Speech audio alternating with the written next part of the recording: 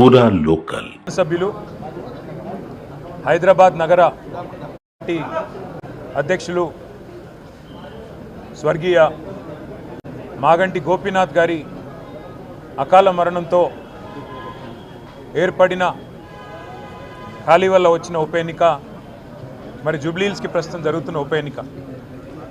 గోపీనాథ్ గారు 3 సార్లు శాసనసభ్యుడిగా జూబ్లీహిల్స్ నియోజకవర్గంలోని పేదలకి, జూబ్లీహిల్స్ నియోజకవర్గంలోని ప్రతి వర్గానికి విశేషమైన సేవలు అందించిన నాయకుడు.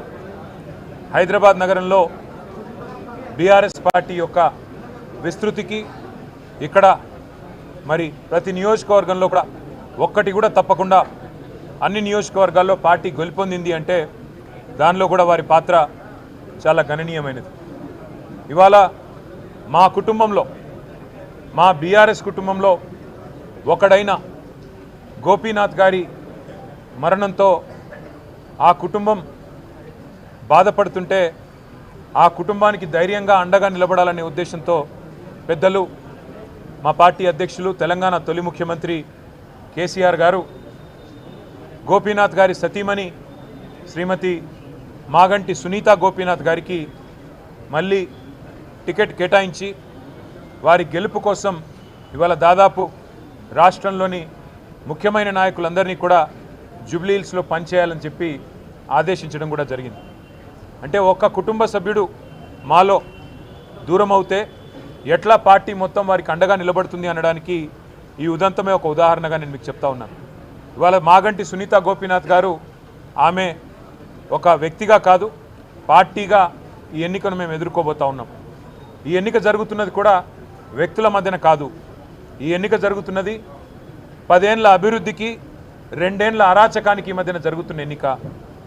10 ఏళ్ల పారదర్శక పాలనకు ఈ 2 ఏళ్లుగా జరుగుతున్న అవినీతి పాలనకు మధ్యన జరుగుతున్న ఎన్నిక.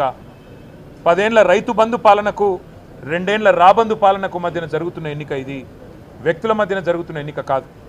మేము జూబ్లీహిల్స్ నియోజకవర్గ ప్రజలకు కూడా మాగంటి సునీత గోపీనాథ్ గారిని గెలిపించాలని అభ్యర్థిస్తూ వారి గెలుపు వల్ల మీకు రాబోయేది ఏంటిది అంటే కాంగ్రెస్ ఇచ్చిన 6 గ్యారంటీలు మీరు జూబ్లీహిల్స్లో గట్టిగా కాంగ్రెస్ పార్టీకి దిమ్మ తిరిగే విధంగా మీరు తీర్పునిస్తే తప్పకుండా రాష్ట్రం మొత్తంలో కూడా పేదలకి న్యాయం జరుగుతుంది, పేదలకు లాభం జరుగుతుంది.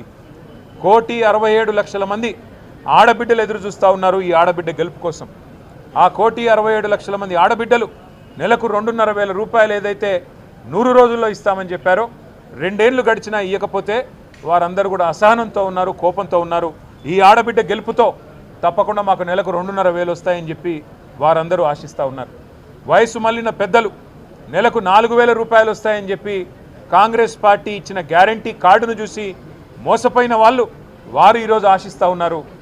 ముమ్మాటికి ప్రతి వర్గం ఇవాళ పేదలు, బలహీన వర్గాలు 42% రిజర్వేషన్ అని చెప్పి గొంతు కోసినందుకు, చెల్లని జీవో ఇచ్చి మోసం చేసే ప్రయత్నం చేసినందుకు బీసీలు కుతకుత ఉడుకుతున్నారు. వాళ్ళు కూడా బుద్ధి చెప్పడానికి రెడీగా ఉన్నారు. ఎల్లుండి బంధుకాలు కూడా పిలిపించారని తెలుస్తూ ఉన్నది. కాబట్టి ఇవాళ ప్రతి వర్గం వీళ్ళు వాళ్ళని కాదు, దళిత బంధు అని మోసం చేసి అభయహస్తం అని చెప్పి 10 లక్షలు కాదు 12 లక్షలు ఇస్తామని చెప్పి మోసం చేసినందుకు దళితులు కుతకుత ఉడుకుతూ ఉన్నారు. ఈ రకంగా అన్ని వర్గాల నుంచి మద్దతు వెల్లువెత్తుతున్నది. మా అభ్యర్థి సునీత గోపీనాథ్ గారు మంచి మెజారిటీతో తప్పకుండా గెలుస్తారన్న విశ్వాసం మాకుంది. ఇది కేసీఆర్ గారు తిరిగి పునరాగమనానికి, తెలంగాణలో మళ్ళీ ఒకసారి ప్రభుత్వంలో రావడానికి, కేసీఆర్ గారు తిరిగి ముఖ్యమంత్రిగా పదవిని అధిష్ఠించడానికి ఇది మొదటి మెట్టు కాబోతున్నది. గులాబీ దండు జైత్రయాత్ర జూబ్లీహిల్స్ నుంచే తిరిగి ప్రారంభం కాబోతున్నది అని మేము బలంగా నమ్ముతున్నాం.